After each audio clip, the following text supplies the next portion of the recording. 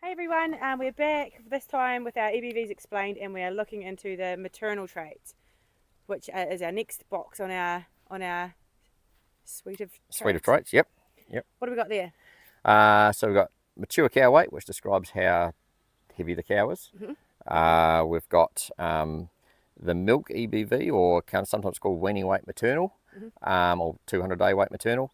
And so that's obviously describing the milk, but we can talk a little bit more about what that really means. And then we've got fertility, which is days to calving in the brute plan system. Okay, so let's start with the mature cow weight. What can we say about it? It's a number which is so many kilos above. Well, it's above the base before that we talked about earlier in the other video, where that base might be, back in the early days. So we're talking about our cows, and let's say our mature cows in New Zealand, I can't remember, but plus 90 roughly. That means that our cows, and from a genetics point of view, 90 kilos heavier than they were back. When it started. It started. So how do we look at that from a breeding perspective? Yeah, so I think a lot of people are pretty keen on keeping their cow size moderate. I wouldn't say small, because we don't want small cows, but we don't also want cows that are elephants. And so it's a tool to do that. The difficulty that we have at the moment is that it is possible to be heavy by being big and lanky and tall, or by being more moderate and carrying a lot of condition. And it's actually those moderate cows with condition that we really are aiming for.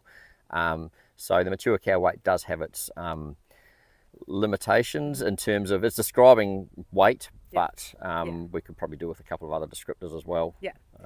And then we've got our milk one.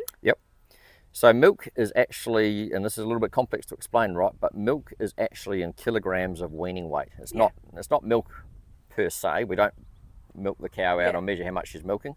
What we do is a little bit like the Calving is direct and maternal, right? So whereas weaning weight is the influence of the genes of the calf on its weaning weight, the maternal, or the milk EBV, is actually the influence of the mother on the weaning weight of its calf. So if you got that bull with a line of 20 daughters, if those daughters, relative to what the genetics for weaning weight already say, if those daughters consistently add 10 kilos of weaning weight to their calves compared to another bull's daughters, then we say, well, that's because they're better daughters, it's better maternal weaning weight, and that's most likely because she's milking better.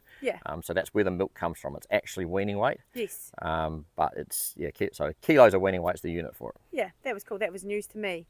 And then we've got days to calving. Days to calving. So that's our fertility EBV, and it's really describing two things really, all in one number. It's one, whether the cow got in calf or not, and it's then how early in the cycle she calved actually, and it'd be ideal to say when she actually got in calf, but because we're measuring it by a birth date, because it's days to calving, then it's actually when she calved. So there's gestation length inside that, and there's also when she actually conceived.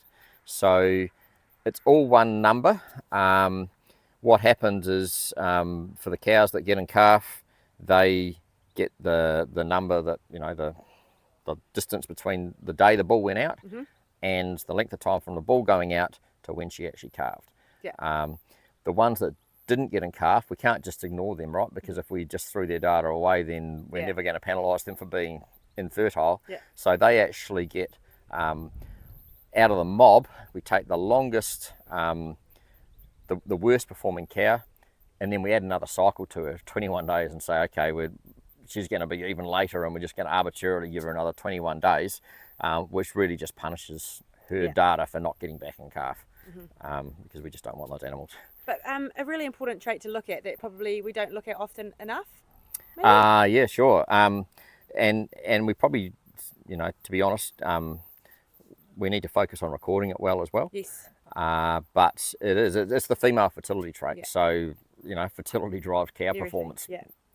And then we'll just talk real briefly, because the scrotal is in there, but it's a bit of an outlier. He doesn't really belong anywhere.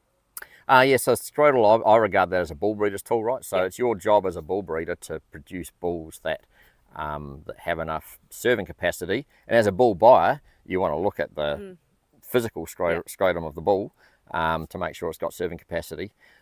But it does help predict female fertility, around about a 25%-ish correlation with age at puberty and female fertility.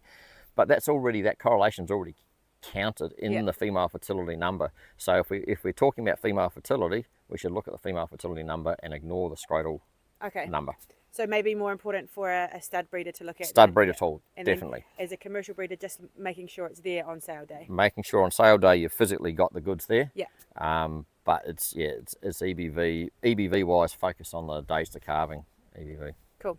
Well, we've got one more episode to go, so stay tuned for it soon.